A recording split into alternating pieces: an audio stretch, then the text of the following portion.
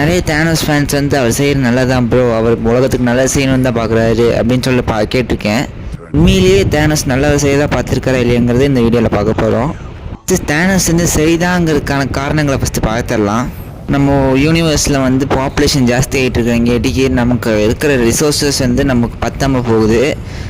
இதே மாதிரி போயிட்டு இருந்துச்சுன்னா அவளோட உலகமான டைட்டில் அழிஞ்ச மாதிரி இந்த உலகமும் அழிஞ்சதுன்னு சொல்லி நினச்சி தான் இந்த ஸ்னாப்போட பார்த்துருக்காரு.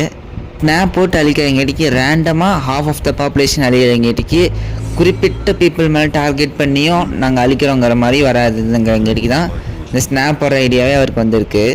நிறைய பேர் அவர் வந்து பாப்புலேஷன் கம்மி பண்ணணும்னு நினச்சா கரெக்ட் தான் ப்ரோ, ஆனால் அவர் எடுத்த முடிவு தான் தப்பு. வந்து இந்த ஸ்னாப் போட்டதுக்கப்புறம் நடக்க வேண்டிய கான்சிக்வன்சஸை பற்றி அவர் யோசிக்கவே இல்லை. அது மக்கள் மட்டும் இல்லாமல் பாதி உலகமே அழிஞ்சிருக்கும். அது நீங்கள் என் கேம்லேயே பார்த்துருப்பீங்க. எனக்கு என்ன தோணுதுன்னா, இவக்கிட்ட இருக்கிற 6 பவர்ஃபுல்லான இன்ஃபினிட்டி ஸ்டோன்ஸ். ஸோ இதை வச்சு ஒரு தனி உலகமே க்ரியேட் பண்ணி பாதி பாப்புலேஷன் அழிக்காமல் அந்த பாதி பாப்புலேஷனை இந்த புது உலகத்தில் வாழ வச்சுருக்கலாமே. ஆனால் நான் தேனோஸ் கெட்டவர்னு சொல்ல வரல, தேனோஸ் நல்லவர் தான். அவர் இந்த உலகத்தை சரி பண்ணணுன்னு தான் பார்த்துருக்காரு. ஆனால் அதுக்கு அவர் நல்லா யோசிச்சு ஒரு நல்ல வழியை பார்த்து பண்ணியிருந்தாருன்னா நல்லா இருந்திருக்கும். செஞ்ச கரெக்டுன்னு சொல்கிறவங்க பர்பிள் கலர் ஹார்ட்டும், தப்புன்னு சொல்கிறவங்க பிளாக் கலர் ஹார்ட்டும் கமெண்ட் பண்ணுங்கள். எத்தனை தேனோஸ் சப்போர்ட்டர்ஸ் இருக்கீங்கன்னு பார்க்கலாம்.